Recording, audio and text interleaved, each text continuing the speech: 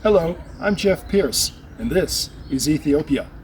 We're in Bahir Dar, a beautiful, gorgeous tourist site, but it's also the place where about 40,000 internally displaced persons are stuck, many of them from Lalibela, Dessie, Kombolcha, other parts of the Amhara region.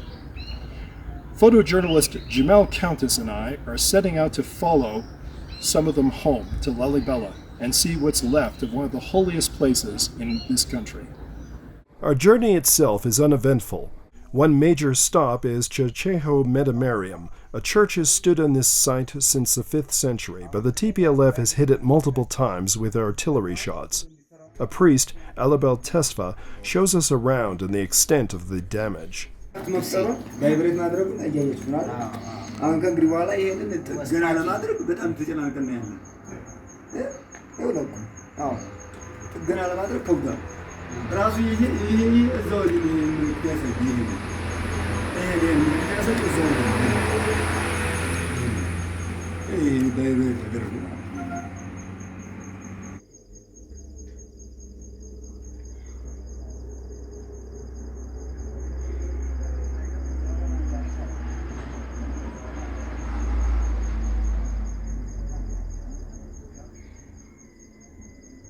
The TPLF have exacted a brutal cost on Lalibela.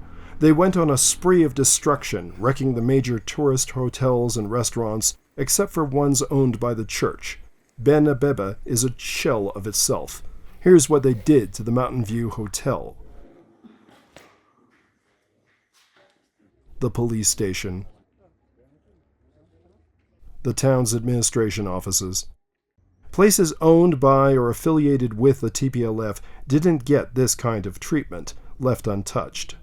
Our own hotel was luckier than most. The TPLF seemed to have either got bored or were in a hurry, drinking the place dry and committing some random spiteful damage, but neglecting obvious targets. The staff get down to cleaning things up and putting them back to normal. The Torpedo Tej House was surprisingly spared. Construction was suspended during the occupation, but can now begin again. And while the TPLF raided some beer in Tej, there's still enough to sample to remember the great old days.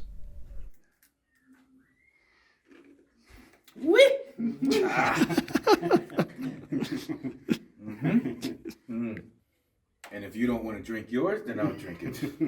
I'm going to drink it, I'm not. There was no power here when we arrived, which means no light, no Wi-Fi, no running water, very limited food options. The Ethiopian government has invited the diaspora sons and daughters to come home this holiday season, but if they do, they can't merely celebrate, they'll need to pitch in and help rebuild. Not all rebuilding, though, is done with a broom or with tools. Jemal has made friends with different IDPs, and we drop by to see how their reunions are going. Daniel Sagai, who used to work at the reception for one of the big hotels, hadn't seen his wife, Worknesha Bebi, and 2-year-old daughter Bimnet in 3 months. He fled when the TPLF were intent on killing all the young men. She told me to go because it's not possible for her. The road is very hard and very dangerous. Yeah. That's why I already out. I leave them without anything, and I out to save my life.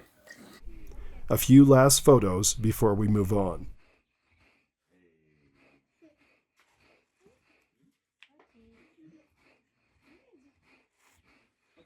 Jemal Countess reported on the ordeals of the Deslin family and his friend Kiddis. He and Kiddis were concerned about what she would be coming back to, as her house is very close to one of the big hotels. The place is fine, a new coat of paint being applied, but she and family members must still recover from other damage.